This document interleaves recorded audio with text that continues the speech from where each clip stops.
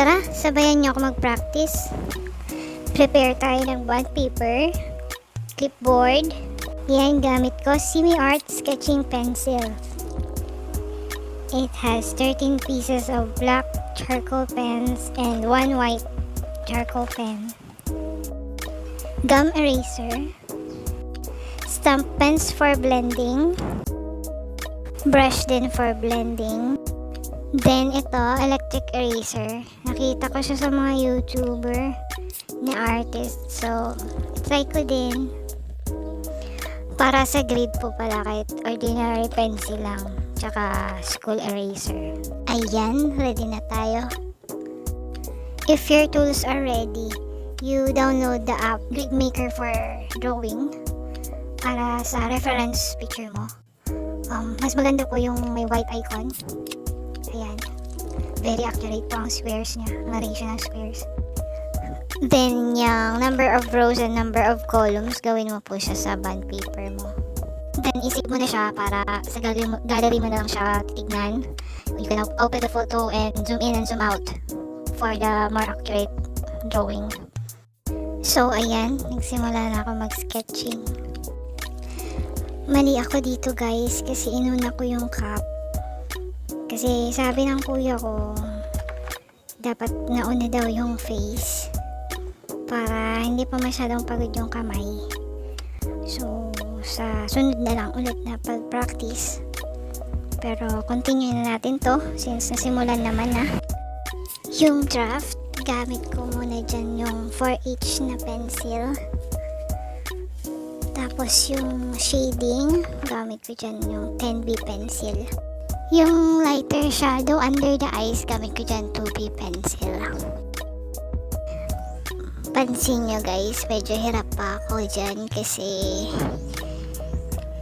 di ko pa kabisado yung gamit ng iba-ibang numbering ng charcoal pens.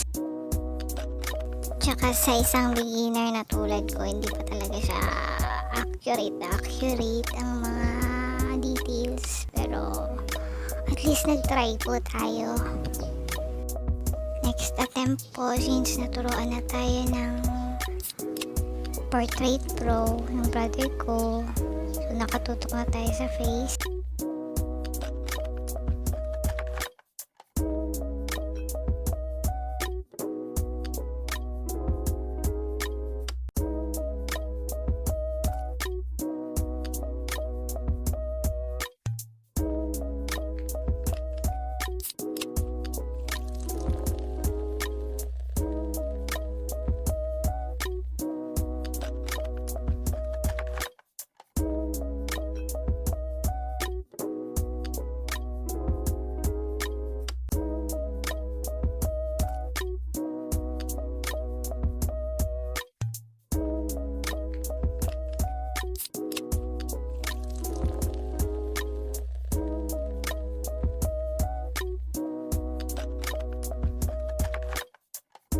Detailing na tayo ng hair.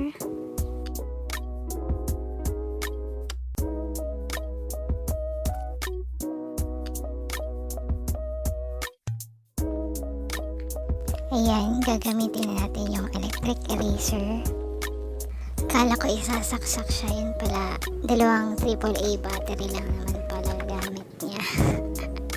It's a prank!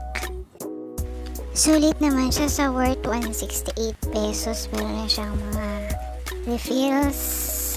Yan. Kasama na yung shipping fee.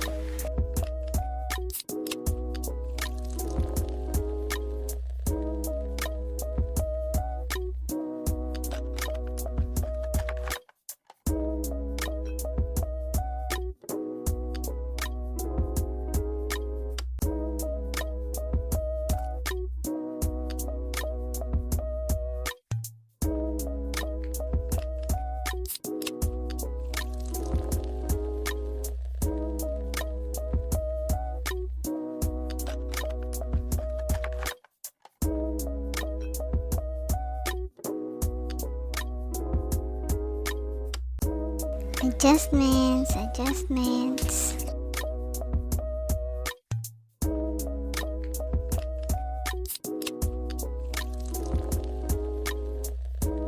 Ayan, tapos na. Sana gumaling pa tayo. Keep on practicing. Thank you for watching.